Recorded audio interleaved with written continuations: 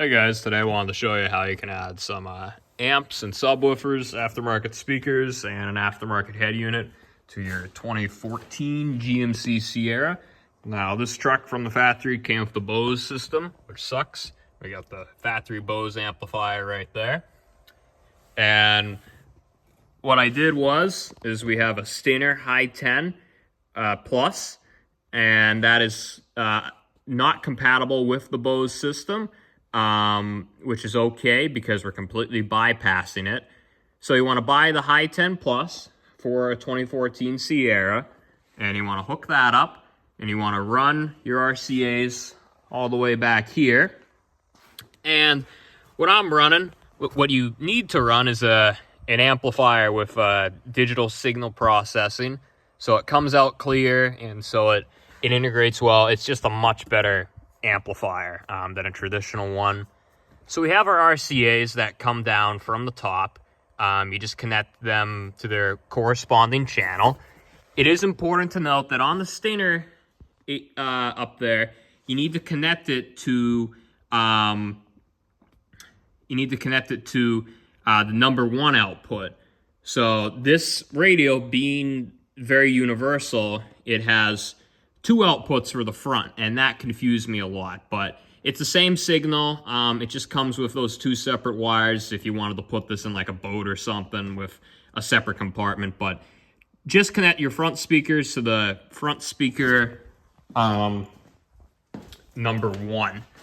So you can see we have front one out, and I got my RCAs connected there. We have our rear out, we have the RCAs connected there.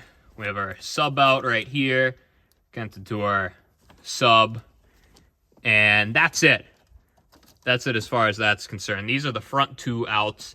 You just leave those alone.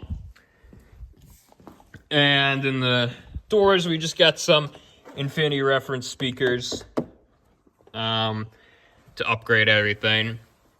And what we've done here, I have two separate amplifiers, as you can see.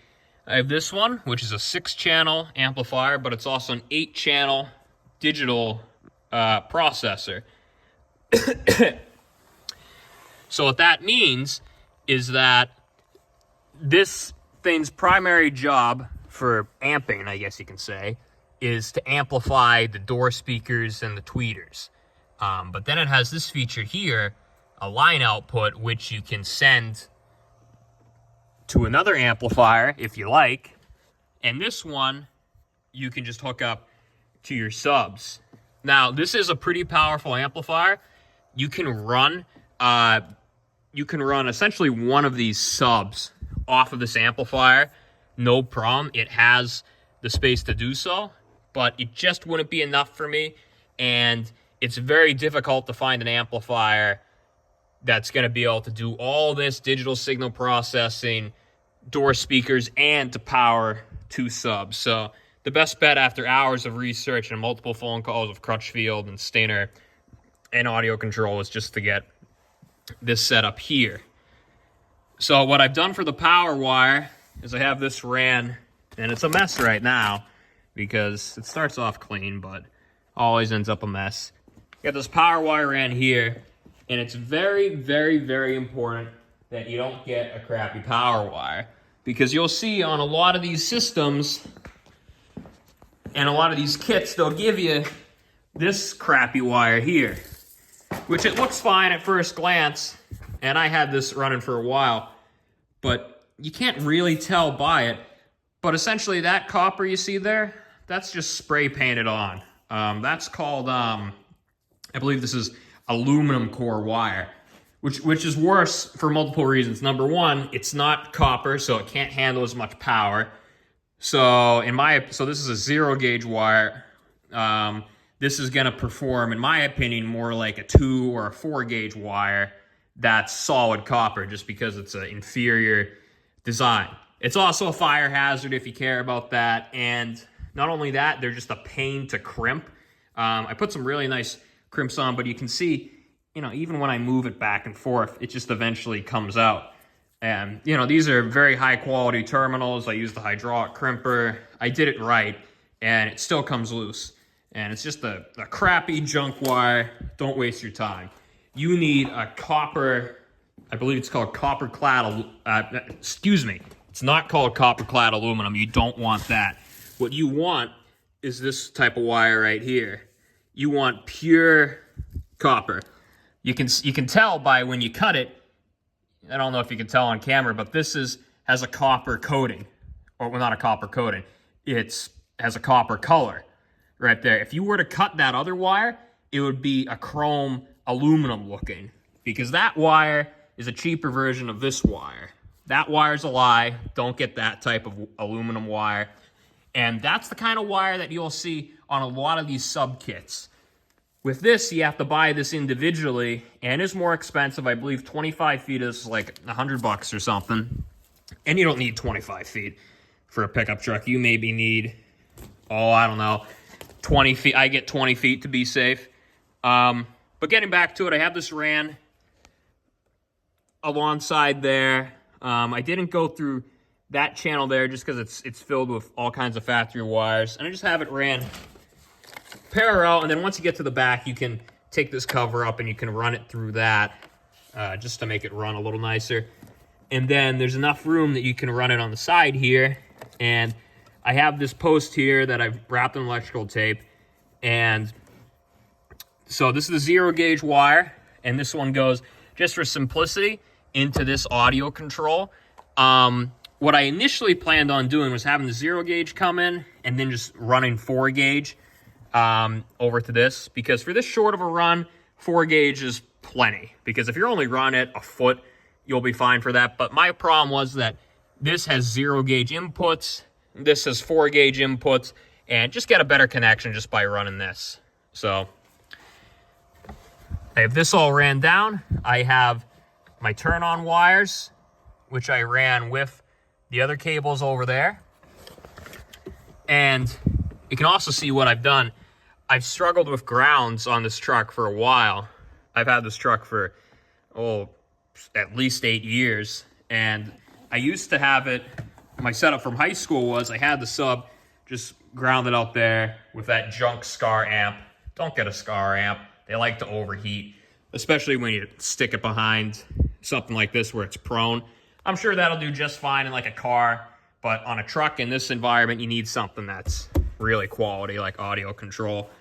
What you don't want to do is you can, and it'll work fine if you scuff it up, but you don't want to run it to a seat bolt.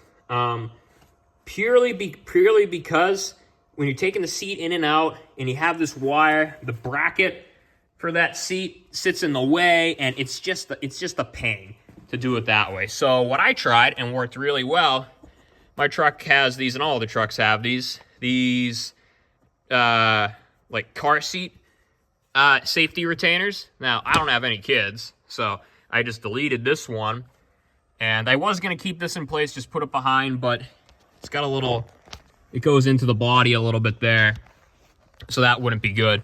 So what I've done is I've just scuffed this up just with a wire wheel, and I put some washers on the back just because that's indented a little, and I just got some proper connections on here. Don't mind the red wire. I didn't have a 1/0 gauge black wire. Pretty self-explanatory. It's a ground, but I wish it was black. And you can see this is also the black wire for the other amplifier. And because this has a Bose system, you have to retain the Bose amp. Now, I called a bunch of people. I called Crutchfield, Stainer, Audio Control, and they all said that, well, you can bypass it. You can use a non-Bose head unit, but for whatever reason, there's something in the truck that requires you to keep this Bose amp. Even though this thing is junk, it doesn't. I put the Ron speakers in for this amp, so it fried the Bose amplifier. Not surprised. But you still have to keep it in. But what you're going to need to do is, and the easiest way, is you need to tap these speaker wires. So I got a kit from PAC. It's for this specific vehicle. And you can see that, if you look down here, I have one of them completely disconnected. I threw them away because you end up not needing a lot of the wires. So like, take this black one, for instance. These are the power for the amplifier. They go in. And then you have these wires here, and then you have these wires here, then these wires here. Now, if you want any of the factory speakers to utilize this amplifier, which I don't know why you would, these are junk, you just connect that to there. All this is it's just the harness. It just stops you from having to splice, which is really nice. But in most setups, you're not going to use these coming out of the amplifier. How it's set up on these, I believe these are some of the speakers, and then these are the main speakers. I don't know if we can read them over here. That's also the other benefit of getting this harness versus just tapping it yourself. Number one, you're going to have better connections. Number two, they label everything. It's worth the 30 bucks or whatever it is. So these two harnesses are what you need. It all comes in one kit.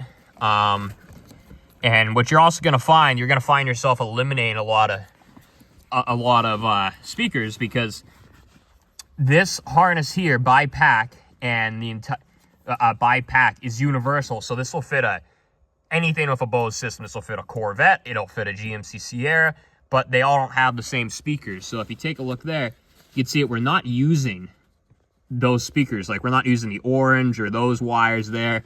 We're just using these, and they come out and they're very nicely labeled. And what I've done is I have them ran right here into this, and you can see that. Let's see if you can get there you go. That might help you a little bit. But what I've done is this one up here, I have the tweeters ran here. This is the output or whatever. So this goes to your speakers or whatever. So this is directly from the speakers. So I have the tweeters set up here, and then back there, right behind it, I have the rear speakers. Yep, I have the rear speakers set up back there. And just so you know, when it comes in, the rears are going to be a pair and the fronts are going to be a pair. But the actual wires going out to the speakers, they're going to have 2 wires per speaker, but you're not going to have 2 wires per speaker coming in. So just be aware. It's a little confusing.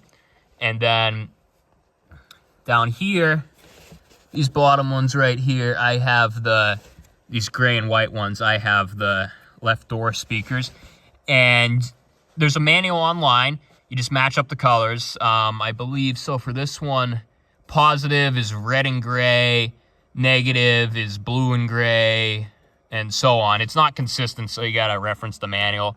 Make sure you get it hooked up right. And then I also have this, which barely fits. This, you're gonna need to do this. It comes with it. This plugs into your laptop and allows you to actually control this. You see there's no traditional dials on it like this one here. Excuse me. There's no traditional dials on it, so it all just connects into your laptop. And then essentially, once you have all this set up, well, let's see. Am I forgetting anything else? This thing was a headache to install, essentially because Steiner doesn't give you a proper manual, and I'll get to that in a minute. And this is the best setup that you can do, in my opinion. And also, you want these amplifiers because you see how they sit right behind this little cutout? See that seat? See how it sits in line? So then it's not going to bulge out and your seat can go in properly. Let's see. I apologize if this isn't in order, but I figured this video would be better than nothing, because you have people online that just ramble about nothing for these trucks and they steer in the completely wrong direction. But the benefit of this is that it kind of acts like an epicenter. That's because it has the digital signal processing. Now, it's not a true epicenter, but for me, I think it sounds really good. I'm picky about my sound, and it's good enough for me. It's easy to wire, and like, I could put the epicenter over there, but there's not really enough room. This does a very, very good job at filtering it. So just to clarify, right here, got your fronts coming in, rears coming in. This is from the head unit. You have your sub coming in from the head unit, and then you have your line output, which doesn't amplify it. It just filters it through the DSP then that comes out and goes into here. Now, what you're going to do is you're going to go on your laptop, on your audio control software, and you're just going to adjust the gain. Well, you're going to have it on that Stinger radio. You're going to have it at 30 out of 40%, out of 40. So about 75%. And you're going to want to make sure you have all these unplugged because you're going to be messing with the gain. And you're just going to run some test tones through it. Just because test tones are one solid, consistent output versus a sawn, which is all over the place. And you can use sawns too, but they're not as accurate. So you want to make sure these are unplugged. And then what you're going to want to do, you're going to want to mess with the gain until these lights come up. For each channel, these lights will come up yellow. And what you want to do is you don't want them to stay yellow. It's okay if like every 6 seconds or so, if they blink like that or whatever, that's fine. But you don't want them on constantly because that means that the speaker is getting overloaded. So we got that all connected. And then for this right here, once you have all this connected, you just start tweaking that until that same light comes on here, which does the same thing just for the sub. And just make sure that you use quality wires like this.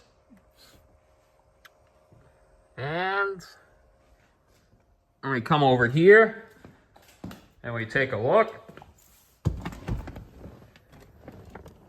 See, this is how it's set up. Pretty self-explanatory for the most part. Everything just plugs in. And then you have this nice interface here. And that's that. So I hope this video helped you out. Please leave a like.